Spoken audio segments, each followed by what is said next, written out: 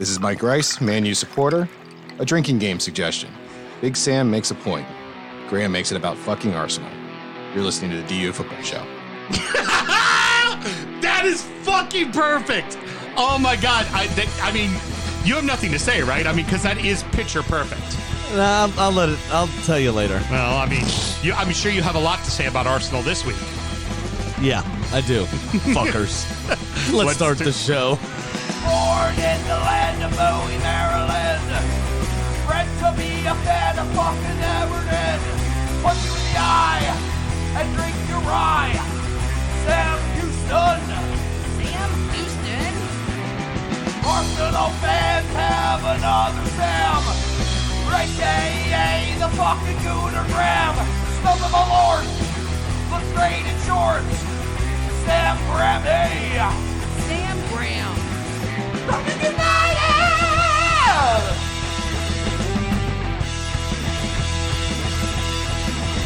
Fucking United!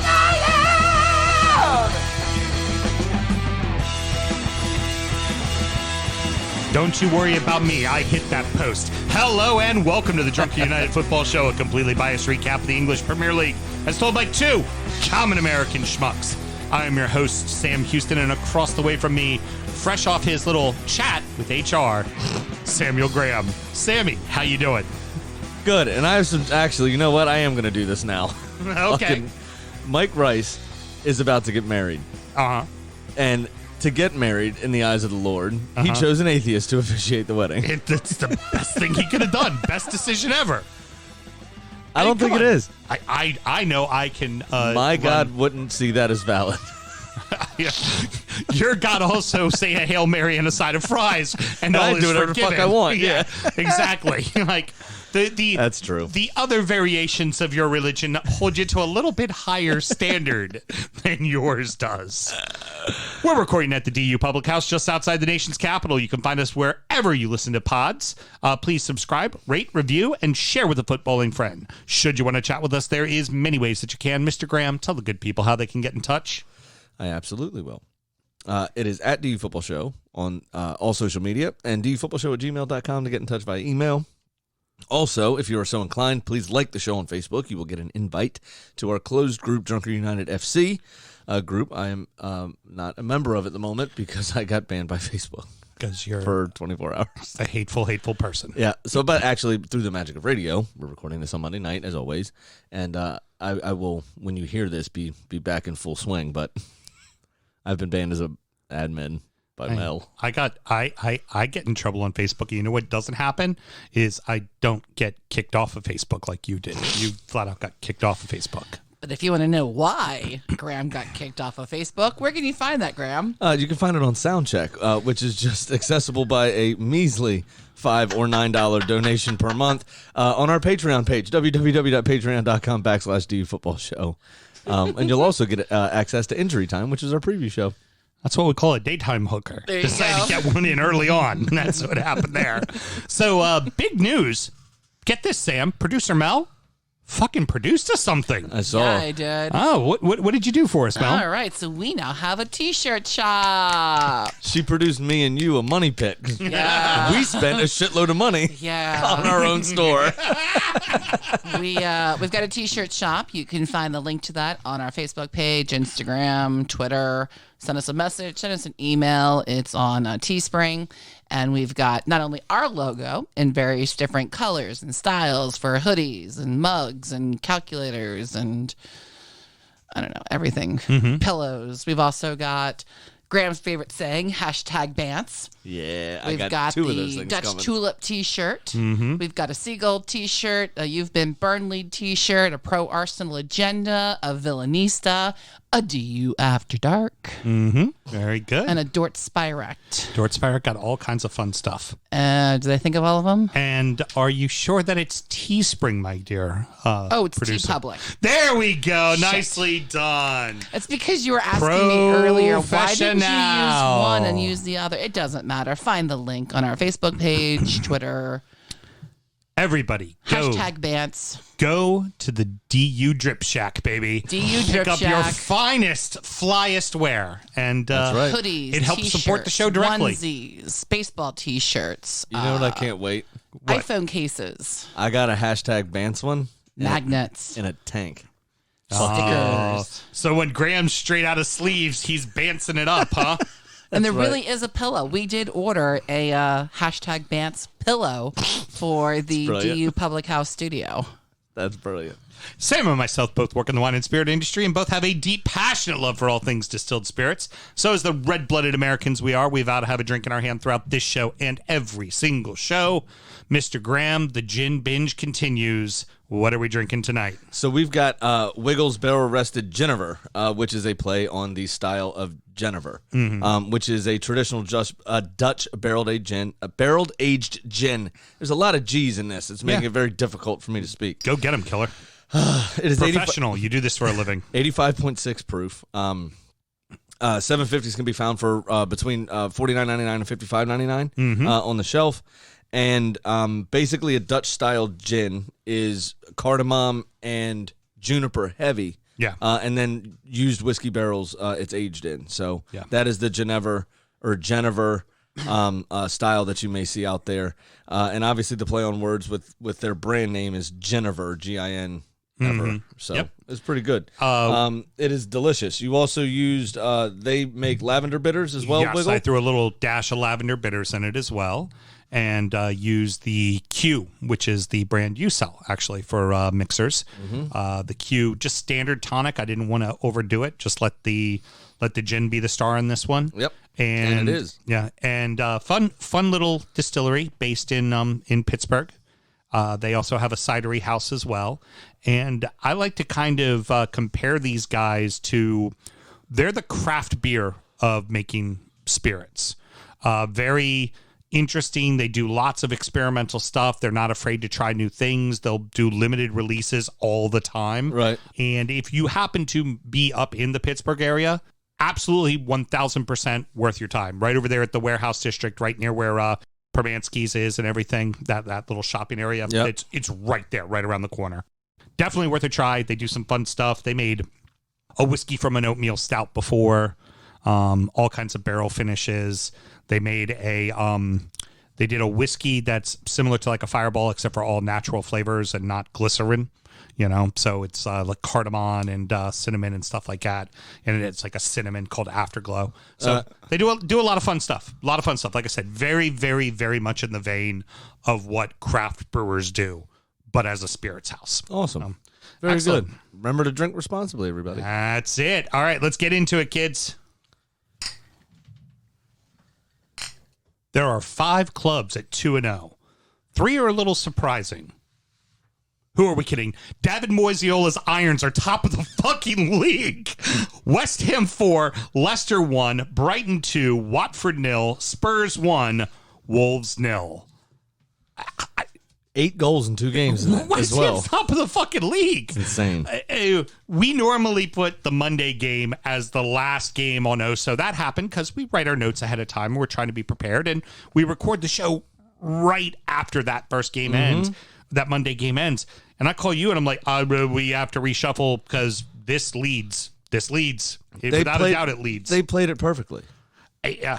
I mean, West Ham played it perfectly. they're fucking flying. And now, they did go up 1-0, and then there was the red card to Perez. I don't think this is a 4-1 match if that red card doesn't happen. No, I would agree. And it really didn't look like it was much leading up to it. But then when you go back to the replay, His studs were on the guy's calf. It was Pablo Fornals he went in on or somebody. it was it's a leg. terrible. It was a leg breaker. Oh yeah, luckily it didn't break his leg, Yeah. but it definitely could have. Yeah. He had his entire body weight standing on the center mass of I think it was Pablo Fornals. Yeah, it was Fornals. on his leg. It was a terrible challenge. Like I said, first glance, it looked like it was nothing. Yeah. It just looked like, they came together, there was a foul, whatever. And then when you go back and look at it, you're like... I mean, the replays always look worse, but this was... I mean, it wasn't just the replay that presented that. It was terrible. And I don't think it was Perez was going in with any, intent. I don't think he was trying. I think he was just out of control and his foot was up. But it doesn't matter if there's intent or not. You tackle like that, it's a fucking red card. Well, I think he was not trying. debatable. It's a red card. I think he was trying to cut across the player that was running in. Yeah. But the player went to ground and was coming in faster than Perez thought he was. Yeah. So as he tried to get his leg in front of him to get fouled, he ended up just stepping on his leg. Yeah. I mean, it was terrible. Yeah, and I mean, and that changed it going into the second half. Big mess up from Senyochu, who That was did horrible. not have. He a only very checked good his game. he only checked his right shoulder. Didn't once look over his left shoulder. Mm-hmm. No look pass back to Kasper Schmeichel, and Mikel Antonio jumped right on it and had the composure and presence of mind to just wait. Schmeichel was out of the net and then picked out Saïd Benrahma rushing into the box. And then And Fornal's the first goal was brilliant.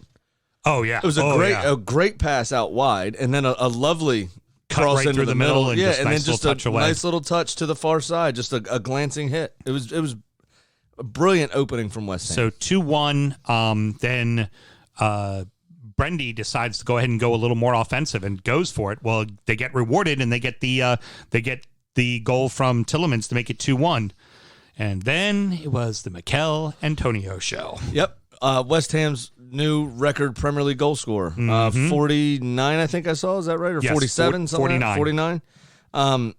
It was great. And the first goal was just power, just brute force. Just he made Soyuncu look like a schoolboy. Yeah, it was, hi, my name is Mikel Antonio. I'm a man, and you are not.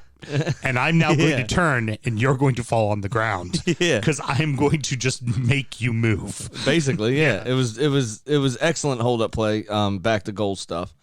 And then the second goal, a fantastic touch over the defender. Oh, that little dink right over the That was top. brilliant. And then left it just far enough away from him that Schmeichel thought he had a chance at it and was able to stretch, get his studs to it, and put it right past him on the ground. It was fantastic. A brace and an assist for Antonio. Yep.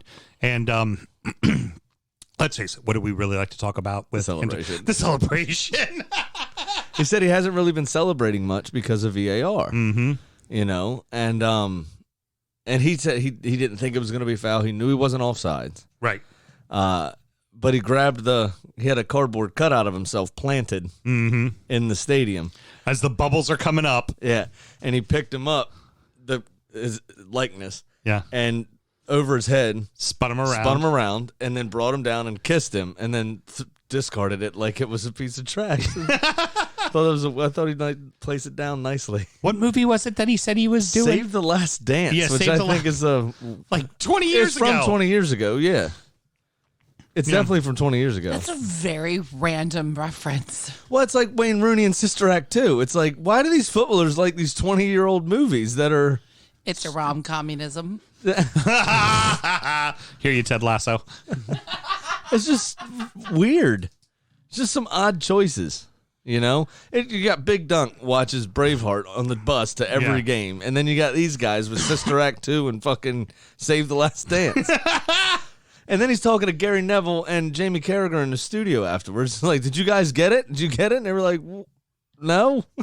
It's like Save the Last Dance. Like, come on, why didn't you get it?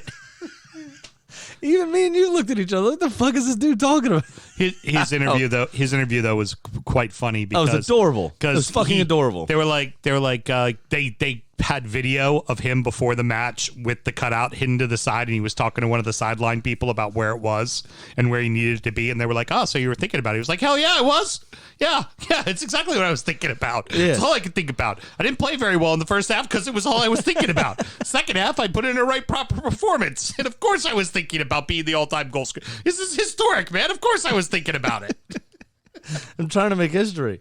It was so and great. then David Moyes afterwards, they said something to him, and he goes, they were like, "What'd you think of the celebration?" And David Moyes goes, "I'm not really keen on that. Don't really care for it." And he goes, "But you know, Mikel played well, and you know, he basically did the old, you know, shut your manager up after what I said to him at halftime." And they were like, "Well, can you tell us what you said?" He goes, No, of course not." He said, "These are just, you know, conversations that coaches and players have.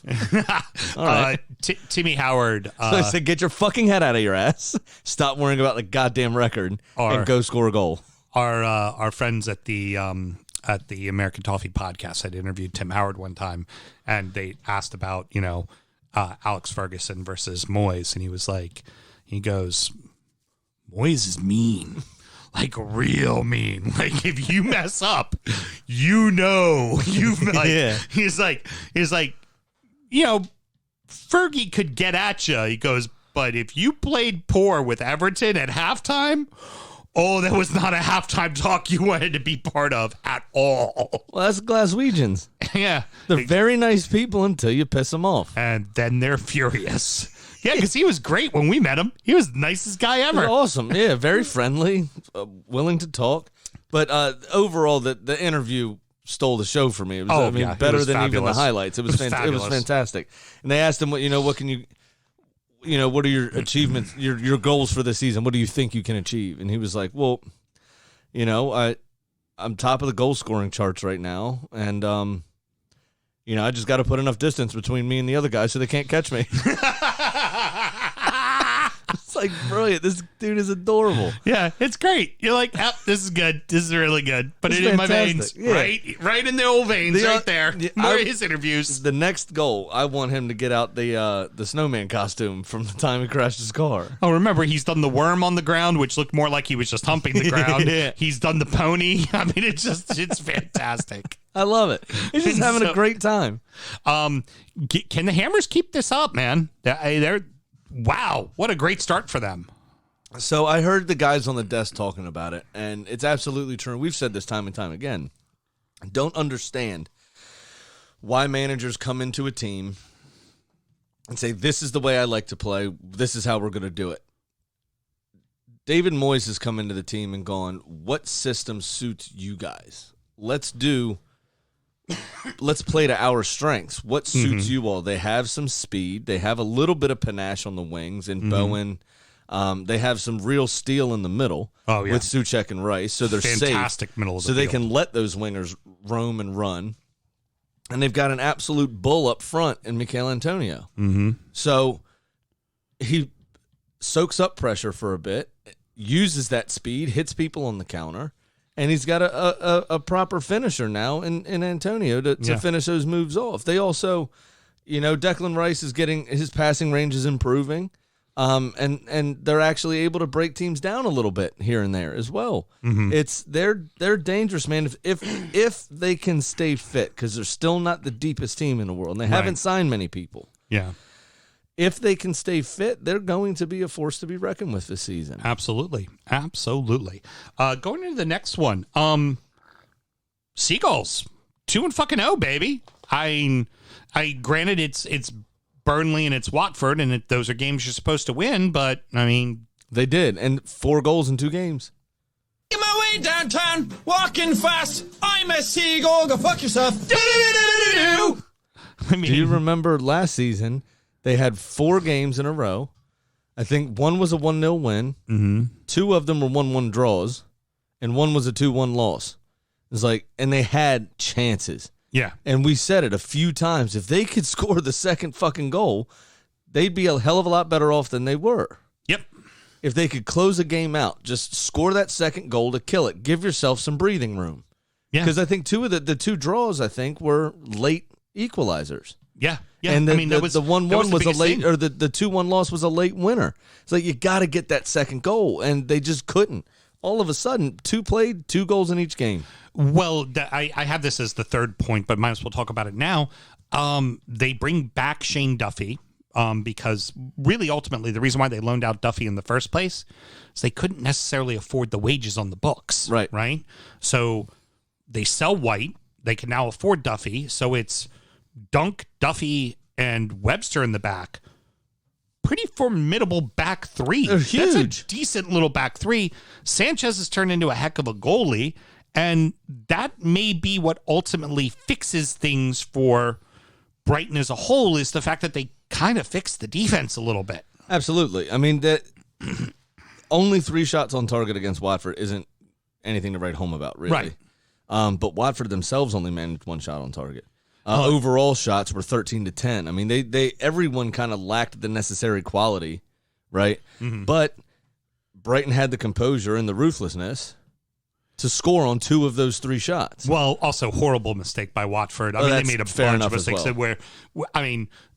Cleverly's not the quickest guy on the pitch. I mean, he's an old veteran. He knows what he's doing in the middle of the field, but your center back trying to pass a ball in the middle of the field, huge mistake. Absolutely. And that's, led to Mopé's goal. Yep. Mopé now 2 for 2. Fuck him. Yeah. I don't like him. But you know what? It feels like Brighton might be getting the pieces that they need. And again, for Watford, you're happy you got the first win. You would have fancied probably trying to get a point in this, but you walk away from it learning something. Yeah, absolutely. And I mean, just dealing on the ball with that kind of a pass, Yves Bissouma works harder than anybody else in the middle of the midfield. Oh yeah. We said the same thing. Decore is a very similar player to Yves Bissouma. 2 players that I wanted for Arsenal, by the way, because we suck. Which we'll come on to in the second segment. What was that? Say that a little louder. We suck. Okay, very good. But have Watford not learned anything from last time they were in the Premier League a season ago? Maybe not. You cannot make those mistakes at this level. Harry Maguire found out. You can't make that. You will get found out. You will get be made to pay for it. It is. I don't know. And then just a piss poor from Watford, Emmanuel Dennis, how he couldn't check his run there at the end. Mm-hmm. Just, you're looking across the fucking line, mate. You can see your offsides. You can what see are you your doing? offsides. Yeah, what are you doing? You have to be able to check that run. Yeah. It's so stupid. Oh. But yeah, and that was their really last chance of the game. And he put the ball in the back of the net, but he was rightly flagged for offside. And it's that kind of stuff that just makes you hang your head. Like, what are you actually doing out there? Right. And it just, that's so easy to deflate the rest of the team when shit like that happens. And that was, again, their last real chance on 66 minutes. Right. There's still a half hour to play. Yeah. Going back to Brighton one last time here, if Brighton can keep doing that, keep holding on to wins, keep getting results like this, and they'll finally have, not to downplay their first 2 their matches, but now they host Everton next. So they host a team that's going to put some attack to them, right? And how are they going to handle that? But if they keep doing what they're doing, you can put them right up in there with those mid-table teams. They've got just as much talent as the rest of them. Absolutely. 100%. Moving on to the final match. And it's not their fault. You can only play what's put in front of you. Precisely. Absolutely. And they've played 2 teams they should beat, and they beat them. Last season, these would have been draws. Absolutely. And now they're putting the points on the board, and now we'll see what the real test. We'll see if they've actually progressed when they face a team that's supposed to be better than them. Why they're in the first segment is precisely because of that. Exactly. Because they're wins, not draws. Correct. That's the big thing. Spurs and their college art school kits, as I like to call them, get a gutsy win in Nuno's return to the Molineux. He basically had our Dama Traore to thank for that. Jesus. Piss poor fucking finishing. He makes all these great moves. There was probably 5-6 times where his moves get into the box and create opportunities, and they're just not going in the back of the net. Nothing. Wolves haven't scored yet this season, and it's not like they haven't had chances. In both of these games, they played Leicester, they played Tottenham. 2 very tough teams, and they played them better. They should have beaten both of those teams. Absolutely. Put the ball in the net, they win. Harry Kane did feature for the last 20 minutes as well. Mm-hmm. We'll see if he's leaving or not. I think that's just to say, hey, look, City, he's healthy. Go ahead and buy him. Right, yeah, no shit. Spurs did have on their Banksy shirts, as you already rightly pointed out, or their Jackson Pollock shirts. Jesus. They were terrible. Adama Traore, just to quickly highlight it again, he had a shot at one point that went out for a throw-in. I don't know if you saw that. Uh-huh. Yeah. And then he the one right at the end of the match. In the ninth minute of the game, Dele Alli won a penalty, then scored, which was the 1-0. And then these 2 professional teams played out the rest of the 90 minutes. Yeah, there was a right near the end of the match, there was a little sequence where Spurs had a shot from outside that Saw made the save on, and then made a point blank save on the rebound that was decent. Well, I don't remember it, so the highlight package person for NBC needs to do a little bit better of a job. Because I don't recall that happening. Wolves got to get it together quickly. Yeah. They need to start scoring goals. You see the fingerprints of what Bruno Lage wants to do, and it's there, and the players are there. Trincore, who's on the opposite side, looked very lively. But if you're not fucking scoring, you're not going to fucking win. You can't. It's literally impossible.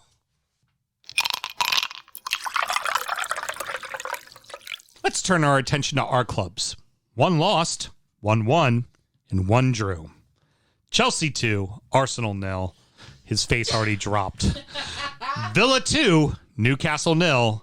Everton 2, Leeds 2. So, Sammy, Did you see the video that Rob what's going on in your world? Did you see the video Rob posted? Is it the one with the guy in the car? No, me. Oh, yes. At the pub. That he was going to video like who was there kind of thing. Like just, look where I'm at. But Arsenal did something shit after a nice build up. And I was keen on it. And he caught me and then just stayed with me. Yeah.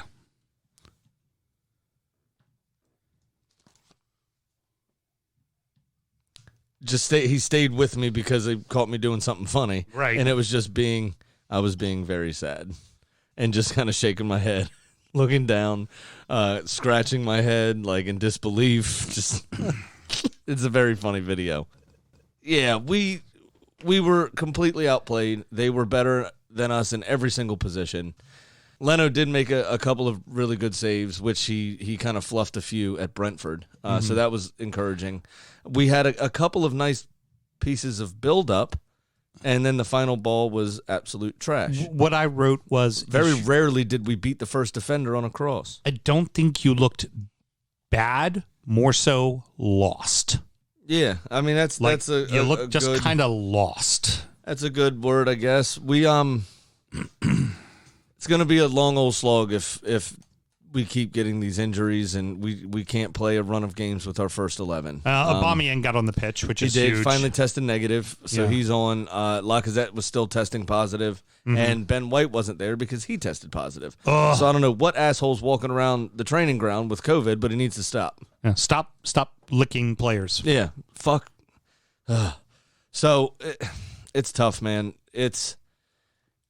I am trying as hard as I can to trust the process, as they're everyone's saying to do. I don't think it's necessarily Mikel Arteta's fault because we show glimpses of being decent again. Some great young talent on that team. And they've lowered the age profile of the squad, which is huge because we were getting up there in terms of overall age.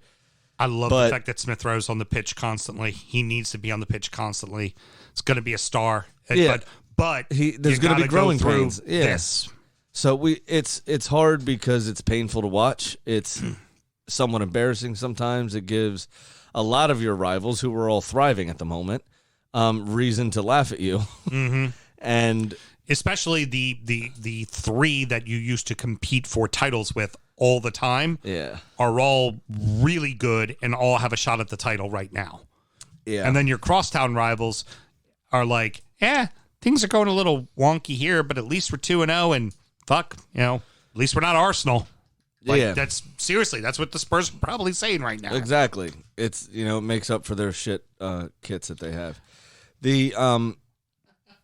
So I don't know, dude. It's gonna be. Let's pass this little shot of Malort on over to Sam, and it's fucking painful to watch, but you have to try to trust the process. I'm angry about it. It's annoying. It sucks. We should not be in this position.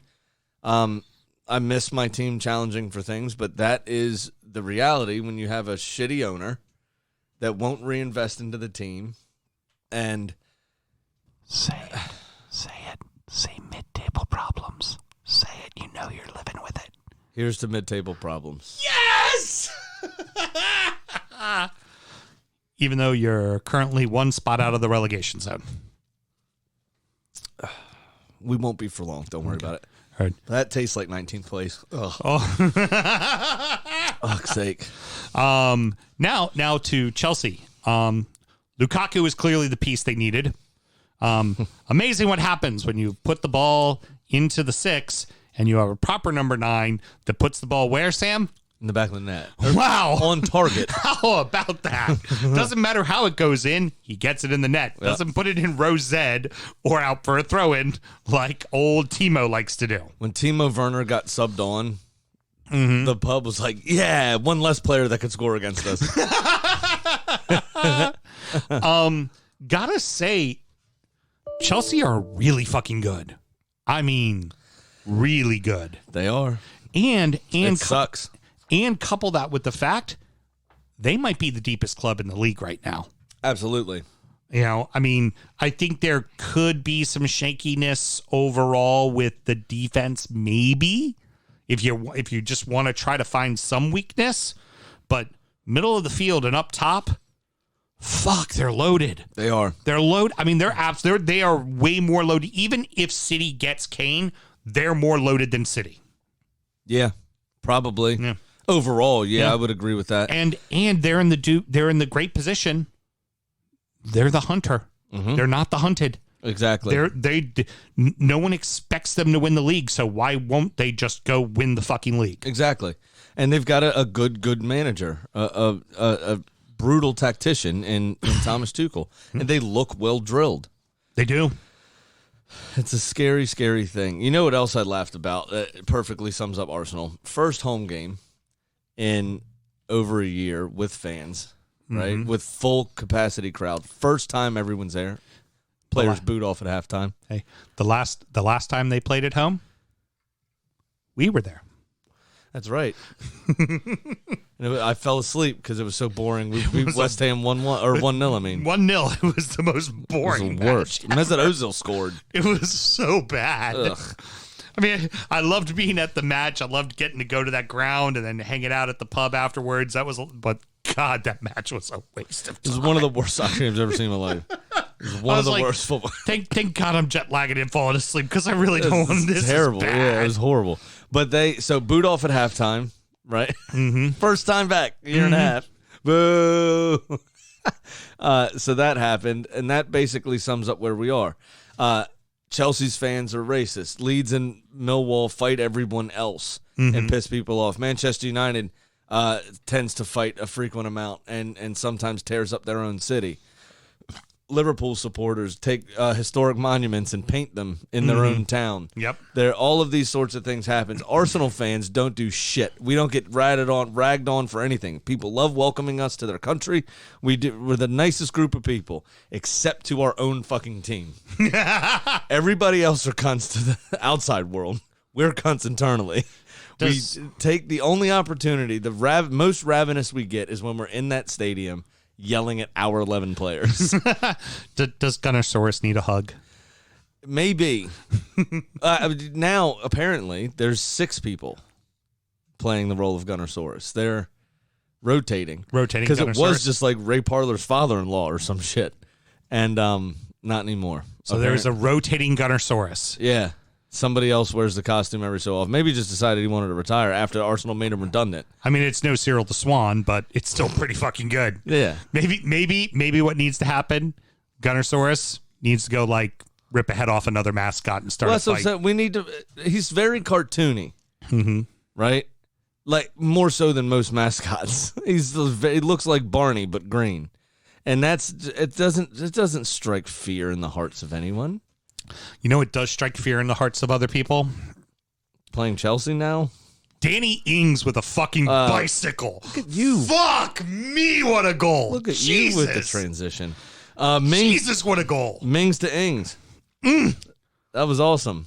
That was sexy, that goal. I mean, it was. Woo. Off a long throw from Matty Cash. You can't get much sexier than that. Nope. That was awesome. Cash. You going to say anything about your team there? I mean, sorry, I was fixing something. I say the same thing I say every week. That is pure proof that Villa fucks. It was great. What a flick. It was what? Her crush, Cash, right? The Charlie Hunnam lookalike. Who I thought had hurt his ankle, and I was crying a little bit earlier. Who gives it to the abs in Mings, Mings puts it across to the new signing. To the tatted up bad boy. To the 30-year-old. I mean, 28-year-old. I'm sorry, Danny. I won't make those jokes anymore. Yeah. Well, you know what? It's works out perfectly right now because Watkins does happen to be hurt. All right. Now, imagine if they decide to go to a two-striker. They will. I think they absolutely will. Ings and Watkins. I mean, but look how well Danny Ings played with Che Adams when they went to that system at Southampton. I mean, both of them I think can play in that way. Yeah, absolutely. Now the other big key in this Villa game for them, Douglas Luiz back on the pitch. Yes. Yeah. It's huge what a difference he makes. It really is for Silky them. smooth operator. Yep. Just holds things down. Absolutely. Can we talk about the negative of the game? You want to talk about your boy? I mean, Elgato came with some big dick energy, and I think his big dick energy has gone to his head, and he's getting a little cocksure. Yeah. When he kicked the fuck out of Callum Wilson? Is that what you're talking about? We like to call that pulling a Pickford. Hold on, everybody. Moment of silence for the Dutch tulip. Thank you. Okay, continue. See, this is what proper Britishness is. Callum Wilson stood the fuck up, protested for the penalty, and then played on. Yeah. He didn't sit out for a season and a half and need surgery. fucking pussy. And this is why we have an HR department now. So it was... I was like, what are you doing coming out so hot? And then just clobbering the dude. And the ball wasn't even close anymore. Offsides. I mean, and then fortunate James was offside. having I don't even words think with it was. him, and Elgato like rolled his eyes, and I'm like, who the fuck is this dude? That was not like the sweet, effective goalie we had last season. It was clearly a red card. Yeah. There's Humps the air one time and wins a cup in his offseason and comes back just with big swinging balls. Yeah, it's sometimes maybe having a little too much gumption, not necessarily a good thing, and especially for a keeper, one of the things you have to remember as a keeper, need to be a little humbled, because if they score, you got beat. Like, you gotta... We got the shutout, though. Yeah, luckily, should have gotten a red card and a penalty. I'm going to plea to Taylor right now Okay. to please set the clip of Emmy Martinez absolutely leveling Callum Wilson to Miley Cyrus's "I Came in Like a Wrecking Ball," please. And right as his, I guess, upper thigh makes contact with Callum Wilson's neck, I want it to be the wrecking ball, like right when the beat drops. Yeah. Heard. Got it. And then You got to time that out, and then please. you can cut that out, like at the end of that, just him humping the air. Yeah. Not horrific horrific from Newcastle, but they find themselves 0-2. But the only thing that matters I think it's is unlucky. Yeah. I've got Callum Wilson should have put them ahead in this game. Oh, in the yeah. first 5 minutes, he was clean in on goal by himself and fluffed his lines. Yep. Put it at a very comfortable height for Emmy Martinez to get to. So that could have worked out very differently as well. If Newcastle goes up 1-0, Villa starts to get a little tense. Yeah. Things could be totally different the rest of the game. especially because you saw that the week before with Watford, Absolutely. getting that quick 2-goal lead and Yep. then making it a 3-goal lead. Villa were on their heels. So. Absolutely. I mean, they ultimately did try to come back and did show some gumption, and I think they have more quality than Newcastle do, player for player. There's no doubt in my mind they would have come back in this game. But the point is you don't know that. Right. When you have the chance to put a team under pressure, you need to take that chance. Absolutely. And Newcastle did not. Well, I'd like to tell you why that didn't work out, because Brucey, this is the most important thing, his quote after the match. We trained all week in dry conditions, and today at Villa Park, the rain was very wet. Newsflash, rain is wet, which we did not prepare for. You live in England, mate. No, but he trained in dry conditions all week. So we weren't ready for it to be wet. To which I say, honey, you were coming to Villa Park. You should have expected it to be wet. Why is that, Mel? Because Villa fucks. That might be the show title. I just don't get it. You come to Villa Park, you should prepare for it to be wet. I just don't get it.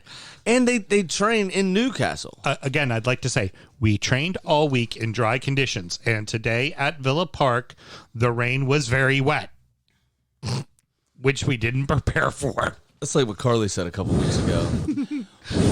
I mean, that's about as Kloppian as you can get right there. We were on the way home from the beach, and I asked Carly where she would like to be homeless at. If she had to be homeless. Mm-hmm. She was like, Miami. I said, great choice. I choose a southern beach town as well. It's warm most of the time. And she goes, yeah, because it's really hard to get warm once you're cold. And I was like, how did you ever become homeless with dropping knowledge like that, Socrates? Jesus Christ. Sign her, give her a fucking fellowship. It's philosophy like that should get you tenure in a university. No shit. It's Jesus Christ. All right. Rain is wet. Fuck off. Finishing off. That's his attempt at being Jose Mourinho. You know that, right? Oh, yeah. In Portugal, we say bread is bread and cheese is cheese. Rain is wet. Rain is wet. Rain is wet. As we say in Northeast England, rain is wet. Yeah. But that's the other thing. We trained for dry conditions. It's not like you're going to the World Cup at Qatar next year, right? You need to train in dry conditions for that and really hot conditions for that. You need to turn the heat all the way up in the indoor training field to be prepared, right? You live in fucking England, mate. It rains famously rains all of the time. You live in one of the rainiest parts of the rainy country. How are you not prepared to play in rain? Most of your squad is British. I could see maybe the Frenchman or the Chilean, even. Paraguayan. Paraguayan. Almiron. Almiron, thank you. Not being ready for that, but he's been there for 2 years now, so I think he's kind of used to it. Yeah, kind of used to it. What a fucking knob. All right, so let's finish up this part. Everton Leeds, entertaining as fuck game. I mean, was end-to-end stuff. They have now played each other 3 times. All 3 games have been fucking gold. Yeah. I mean, they've been really great games. Everton give away the lead twice. Yeah, they did. Well, I mean, a lot of that I think had to do with Ellen Road being absolutely bonkers. Well, did you see when their first goal went in? I mean, just the absolute bedlam behind the net. It was insane. Flares going off, people falling over on top of other. It was brilliant. Mickey fucking Keane fucking it off for the second week in a row. Yeah. Huge mistake. And then doesn't track back, which then leaves Bamford open to pass to Click. The first goal, though. It's a great little pass. Yeah. First goal. Do you think it was a penalty? Do I think it was a penalty? I think Dom sold it, but I don't know. But if the ref is going to go look at a screen, was this the shirt pull? Yeah, that's it. Oh, definite penalty. Yeah, I'm sorry. Yeah, so, I confused it with a different game. So this was a definite penalty. It looks soft, but then the minute you go to that screen and you see a handful of jersey. I mean, Dom sold it. Dom definitely sold it. Well, he had to because the ref wasn't going to call it. Right. But he had his neck hole being stretched out. I mean, it was beyond. I saw his shoulder. Yeah. So you make the ref make that call. He's going to have to call it a penalty. Absolutely. Don't like. It was. And I don't understand what was it Stuart Dallas who grabbed him? It was their captain, not Stuart Dallas. Liam Cooper. Yeah. What was he complaining about? Yeah, it's grabbed a jersey. Did he? I think he was saying that DCL actually had some of his shirt. That Matt, he's going forward. You're pulling him back. It's going to be a penalty. Yeah, it's going to be a penalty. It's going to be. It was terrible, but he had to sell it. I mean, it's the age old thing. Like, sure, yes, it was a quote unquote dive because he didn't need to go down. But if you don't go down, the referees aren't going to call it. So you need to draw attention to it. Great penalty take from Dom is fantastic. Like, hey, everybody, that's how you take a fucking penalty. Damari Gray was awesome. 5 steps back, and Damari Gray, man of the match. Iwobi was awesome in this game. And Damari Gray, I thought, was older than he is. He's only 25. Yeah. Same as Dele Alli is only 25, by the way. For $1.75 million, that could turn out to be a steal if he keeps up with this intensity and playing and something to prove. It was a very even match. Obviously, Leeds contained most of the possession, but that's to be expected, especially with that crowd. I'm not sure if you saw, obviously we've put it up on our closed group, the woman flicking off Dominic Calvert-Lewin as he's jumping up in the air holding his jersey. Dom posted that on his Instagram, by the way. He was like, great to be back at Ellen Road with the woman in the background. Little old lady flicking. It's like, she encapsulates exactly why Leeds fans love Leeds and why the rest of the fucking world hates Leeds. Yeah, no shit. It's like, oh, look at the sweet granny. She's flicking off a guy. Fuck you, granny. Yeah, no shit. Damari Gray with a great goal, obviously. Yeah. What I wanted to mention briefly as well was Calvin Phillips and how much he means to that midfield. Oh, it's for Leeds. everything. It's Without him, you saw what happened last week, obviously, at Old Trafford, getting trounced. I think Everton would have put 4 on him. 100%. If he wasn't out there. Even still, you probably could have. What was it? We could have gone up 3-1 on him. Yeah, and you needed to, but Meslier kept them in it, and those saves obviously proved to be really important. Rafinha's goal was fantastic. If it wasn't for Ings' goal, this is the goal of the weekend. Absolutely. It was Jesus, a brilliant what a fucking strike. Brilliant strike. Like 6 inches off the ground, just curved right into the back. I mean, there's nothing at all. Hit it first time. It could do. Gorgeous. If anything, blame the defense for not clearing the corner very well. Yeah. But it was gorgeous. It was absolutely gorgeous. There's nothing there you could be mad at. And for both of these clubs, it's a result. I mean, if you're Leeds, you probably want to win because you're at home. If you're Everton, you're happy with the point, especially considering first game in 17 years that the fans are in Ellen Road for a fucking Premier League match. You knew they were going to be insane. So, and I told you last week on Injury Time, I was like, look, we get a tie. I think I even said a 2-2 draw. Like, this game's going to have goals and this game's going to be crazy. And wow, did it fucking deliver. It was a great match again. Absolutely.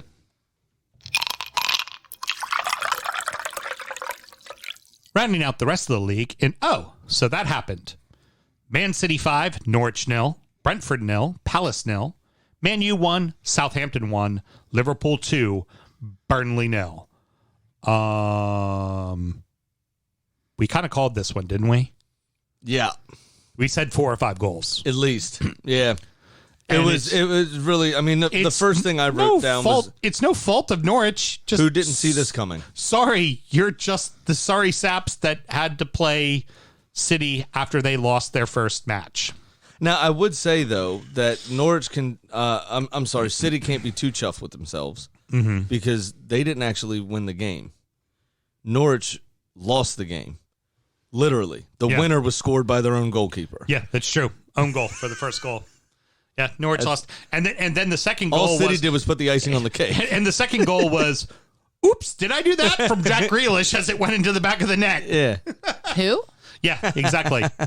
He knew nothing about that either. It was just like, celebrated it like it was totally on purpose. Well, his dick, and Jack knows how to fuck. So Jack was like, yeah. Well, that's true. He didn't the old Willie got it done. He didn't transfer to Manchester City and forget how to bone. That's true. But, I mean, it's the City almost had exactly 2/3 of the ball.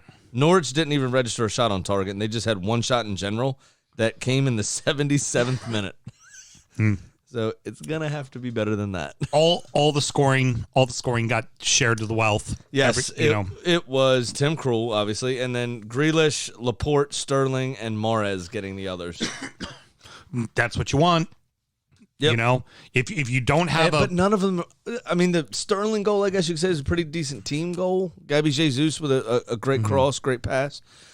Yeah, for a tap in, but at the same time, it's like none of the goals were spectacular. But that's City. City, everything's a tap in. We know this. That's true. That's fair. This is what City does. Like they score all the goals. They're inside the 6 tap ins. So we shouldn't be surprised that that's how they win a game. You know, I feel you. Yeah, agree. You know, off of the slightest mistake that the other team makes. You know, City, we expect them to do it. Move on. Did Palace need this result more than Brentford? Yes, because it proves that they can do something. I still think they have a long way to go, but you can see that they're trying to implement something that Patrick Vieira is trying to teach. They played totally differently from the first week, and they had more desire, they had more effort in the team, and Conor Gallagher was excellent, I thought. That's exactly where I was about to go. Yeah. He was. I loved him as the loan at West Brom. He was fabulous in this match. Energetic, passing range was on point. He smashed the post and crossbar in the same shot. Honestly, it was unlucky from him, obviously. It's honestly exactly when you talk about the youth movement, right? What Palace is changing to, that is exactly the guy they need. Absolutely, 100%. And you know, unfortunately, is he just on loan? Or yeah, he's on loan. Okay. But honestly, owned by Chelsea, right? But I don't see like Gallagher's one of those kind of guys. He's never going to play for his parent club. Nah. He never is. So hopefully this is an opportunity to buy at a fairly cheap price because I'd spend 15 to 20 on him in a heartbeat. Absolutely. And he's perfect for what they're trying to become. And especially imagine what it'll be like when they do get Eze back. Yeah. How much that well, it'll help big time. I mean, just here, looking at some of these statistics, you had 21 total shots between the two teams, just 5 on target. It's you got to do a little bit better than that. Yeah. There's got to be some sort of consistency. And, if you're a striker that needs 6-7 chances to finish, like Alvaro Morata, for instance, we were making fun of during the Euros over the summer. If you need 4 or 5, you got to be able to create those chances too. Yeah. And 21 shots with only getting a couple on target between the two teams. It's like, guys, it's just not going to do the business here. Yeah. Both keepers made a couple of saves as well. I mean, it was an entertaining 0-0. It really was. And for Brentford, hey, it's a point. Any point counts. That's all right for Brentford. Absolutely. Get the points when you can. My point all is that if either of you, which both of their ambition is to just stay in the division, and if they continue to play like this in microcosm, this game, if they play like this for the rest of the season, there's a good chance that they may not stay in the league. Okay, fair enough. It was they need to be a bit more ruthless. They need to be a bit more creative, and they just weren't. They're going to get found out if that's the case. Gives me great pleasure to say the next statement. Hold on, Man U fans. You can't put the crown on fucking yet. Yeah, good. They were pretty boisterous last week after that Leeds game, weren't they? Yeah. Pretty quiet this week. Absolutely. Haven't heard much from any of them. Last week, I got phone calls the day of the game, like, hey, how good do we look? Didn't get those calls this week. No. Didn't get those calls week at all. Because they should have lost 2-1 and really should have lost 2-0 because Mason Greenwood's goal was crap. It was a terrible, terrible goal. I thought McCarthy should have done a lot better with it. I understand he probably saw it late. But Che Adams had a great strike to start the game off. Great Manchester goal. United dictated a lot of the play. That's to be expected, though. But Southampton did counterattack well. And what's the new guy's name? Adam Armstrong. Yeah. Should have scored at least one. I thought of the one late on that De Gea. It was a good save, but he should have done better with that. He had the header that he was open on the back post. Yeah. He ended up just putting it down on the ground right in front of him, and it even went backwards. Yeah, but you're right. Manchester United likes to get carried away. I mean, that's how it goes. I mean, we got an apology from Ray, so that was nice. Now, I do think while I still have concerns. Too bad I'm banned from Facebook and can't see it. Heard. I still have concerns about Southampton as a whole, but what I do not have a concern about is Ings moving on. Che Adams is ready to take over that role. Absolutely. He's going to score goals. He's going to get assists. He's going to be the point man. He's going to be the talisman. He is going to carry that team. And I think he'll thrive in that. Yeah. You look at the way he's played so far in these first 2 matches, even though they were a loss and a draw, and you go, that's the pieces. That's why you got that guy. He's not intimidated by the Premier League anymore. He's ready to fucking play, and I think he's a double-digit scorer, and I think he's going to thrive. Does Southampton thrive with him? I don't know. But I think he is going to be just fucking fine. Yeah, I would tend to agree with that. Now, going on to the last one, just piggyback off of what we said last week. Another shutout. Mane gets a goal. So now all 4 of their big guys up top have scored. Have already gotten off the mark, yep. Exactly what the fuck you want to be doing as Liverpool. By the way, in Geckel's little predict the goal scorer thing, 2 for 2. Nice. Well done. Thank you very much. I forgot to do week 2. So nice. Gotta go. So you're already behind? Already behind, yeah. Well That's done. Right. Just, I'm like, completely forgot to do that. I tried to find the rules where I could quit now and maintain my 100% record. Doesn't work that way. Yeah, no, it does not. Does not at all. Also, interesting fact. I mean, I can't really say much about this game. Burnley came out lively in the second half. They had a few opportunities. Allison did make one good save from McNeil. Yeah. McNeil had a pretty decent effort, but it was, straight at Allison's chest. You would expect him to do it. Right. And, I mean, this is not the game we judge Burnley on. Right? We judged Burnley on last week's game. You had some hopes. You don't judge Burnley on this match. You're going to Anfield. You beat them there last year. That's the And I think they got a anomaly. draw the year before that as well. So they've had recent successes there. But the thing about Burnley that I wanted to say real quick is they fielded a team for the first time in a very long while that I've seen. Jersey numbers 1 through 11. Wow. As it was meant to be. And all in the positions that they were designated. How about that? So the goalkeeper was number 1. The right back was number 2. 5 and 6 were the center backs. 3 was the right back. Or left back, I'm sorry. 11 was the left winger. 7 the right winger. 4 and 8 were your central midfielders, and the 2 strikers were 9 and 10. How about that? Fucking brilliant. That's the best thing best thing we could say about Burnley. If you were going to expect it, wouldn't you expect it from Sean Dyche? It is now time for safe money. Shit, sure money. God damn it. It's sure money. This is, of course, where Sam, myself, and our degenerate friend Pat make safe, surefire bets guaranteed to help you make money over this game weekend. How'd we all do? We all lost, so we're all minus $100, including the fucking chicken. Yeah, the chicken lost too. As well. All right, so do explain what we're about to do, Sam, for new listeners. Again, for new listeners, we have the Dort Spirect Cup of Losers. This comes about because you and I frequently attend Preakness. Once a year, because we like that's the ponies. how often it happens. We love the ponies. And that day, we chug a beer, first drink. Immediately. Get a drink out of the way as fast as humanly possible. Yep. And then that cup becomes the Cup of Losers. So all of our losing tickets for that week go into the cup, and we feed the gambling gods. So they give us winners. Exactly. Exactly. So my Cup of Losers says the safest 4-way parlay ever. Damn it. But everyone's minus 100, so fuck it. Mine says, at least United fucked it off in my miss. There we go. So, Mr. Houston, what do you have, sir? All right. Well, let's see here. Man, you fucked me, and it didn't even matter that Sancho didn't score because they couldn't even get a win. So now I'm down a quick 100, and already ditched his intro music too. Yep. No. And I'm going to take a boring one. Big Sam's Lock of the Week. I'm a fucking professional, Grammy. You know I'm always going to throw that in there. I was trying to help. Annually, 29% of the time, it works 100% of the time.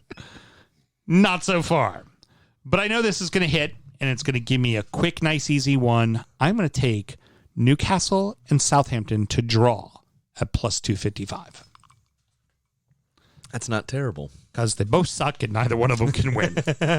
That's not a terrible bet. We said that last week, too, and we saw how that went. Well, that's true. That is very, very true.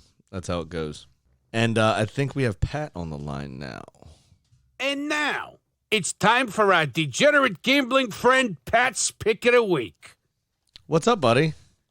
Hey, how's it going? How was vacation? Vacation was good. 8 rounds of golf, 5 different states, 4 different ball games. It was fun. And then lake house with the in-laws. That was kind of a bummer, but whatever. Make sure we find them on Facebook and email them this episode. So Pat always kind of, plans out what he's going to say. He's ready to rock and roll.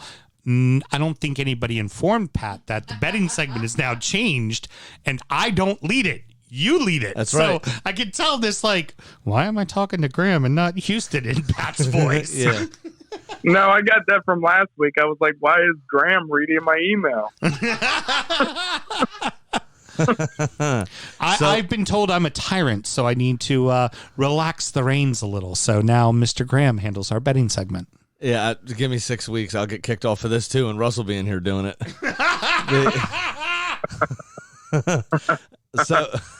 Well, don't have so much hate in your heart, Sam. Yeah, right. So obviously we all got off to a bit of a stinker, Pat. What do you have for us this week, my friend? Yeah, which is unfortunate. I mean, first of all, I didn't even think the Spurs would win against the Wolves. They weren't supposed to. You know what I mean? And then it was 1-0 pretty damn early. 10 minutes into the match, and I was like, okay, well, I can sit back and relax. I mean, not that I was rooting for the Wolves to score another goal, but I was kind of rooting for the Wolves to score another goal, just to get my bets in. And they ended up winning. But and I guess Kane came in and almost scored another one, so would have put it away anyways. But yeah, I thought that was a good bet. But this one again, it's early in the season. I'm playing it just very simple. I'm gonna take Liverpool over Chelsea, a half a goal plus 140, betting 140. So hopefully next week I'll be up $40, which I should be because fuck Chelsea. So.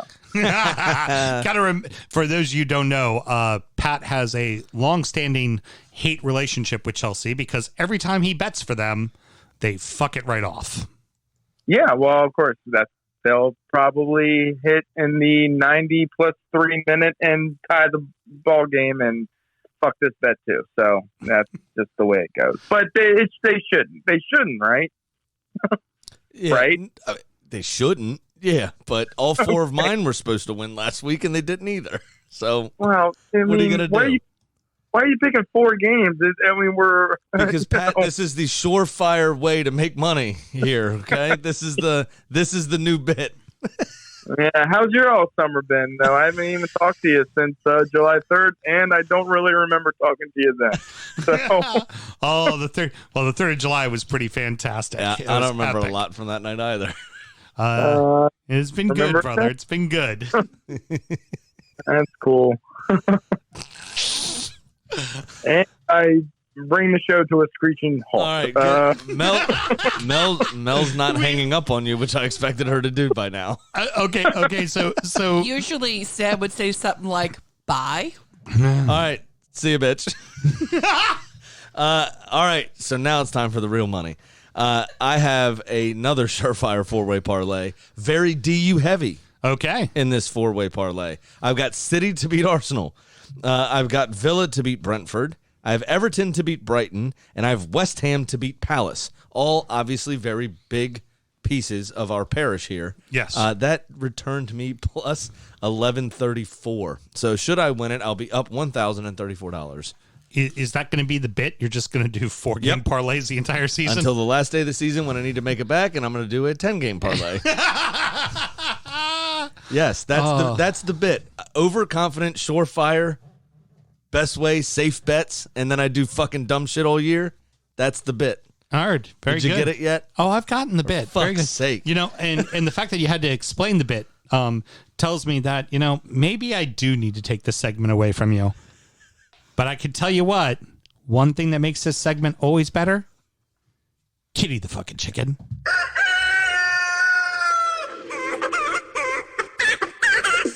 Well, Kitty missed her first bet of the season and finds herself at 0-1, but her spirits were high and she was in a great mood. So I decided to give her Sunday's match with Tottenham hosting Watford. Now, Kitty quickly pulled out her iPhone and showed me a picture of her and Jason Sudeikis on the set of Ted Lasso. No shit. Now, I don't know if you know this or not, but Kitty is a part-time writer on the show. Of course she is. And since Jason is a big Spurs supporter, she is picking Tottenham to win and to start the season at 3-0. Very good. How about that? And there you go. And remember, Kitty always says to gamble and drink, I guess, legally and responsibly. I think she's just trying to hurt me. That kitten. Fuck off, that chicken. She's Kitty. I would say she allegedly hangs out with a fox. The last thing she does is drink responsibly. Yeah, that's also fair. I've fallen and I can't get up. Oh no! Championship Corner, ladies and gentlemen. This is where we check in on the teams that have left our fabled parish of the Premier League and fallen down to the lower reaches of the English Championship.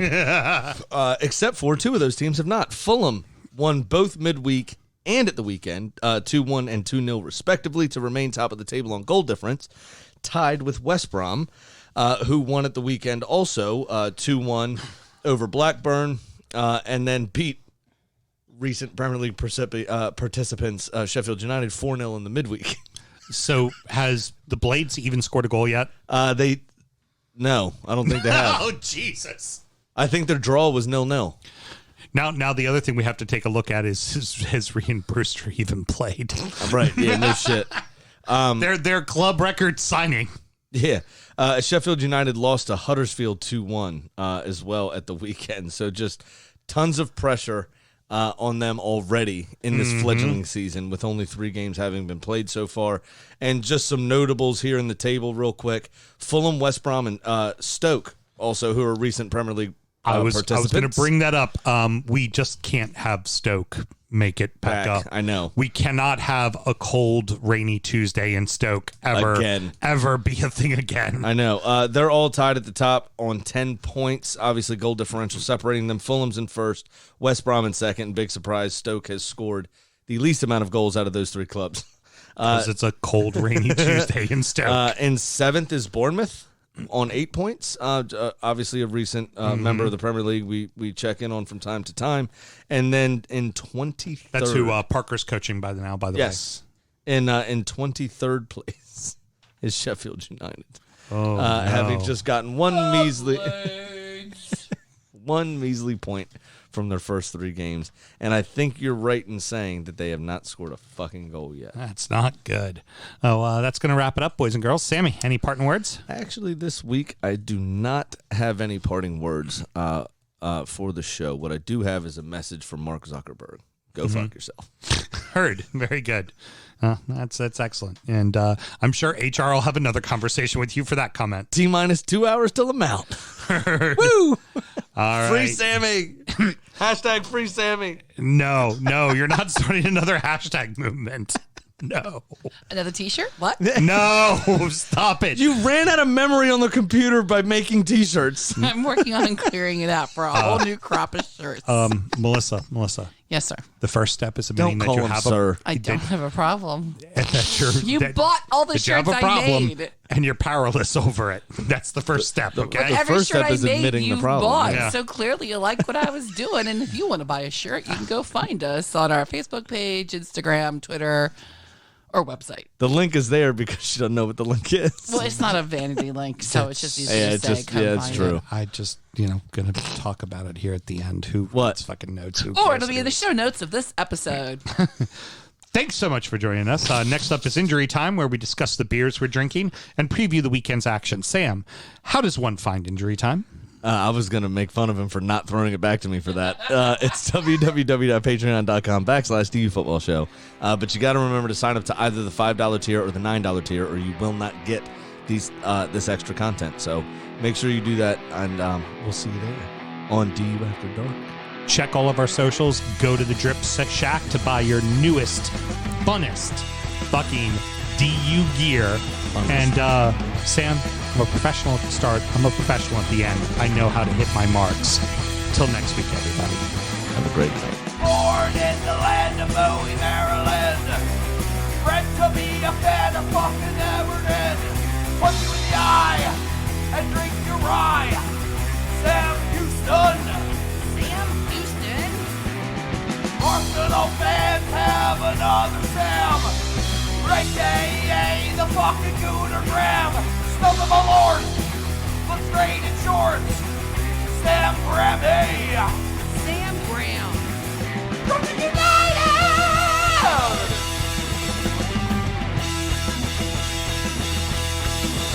Brooklyn United!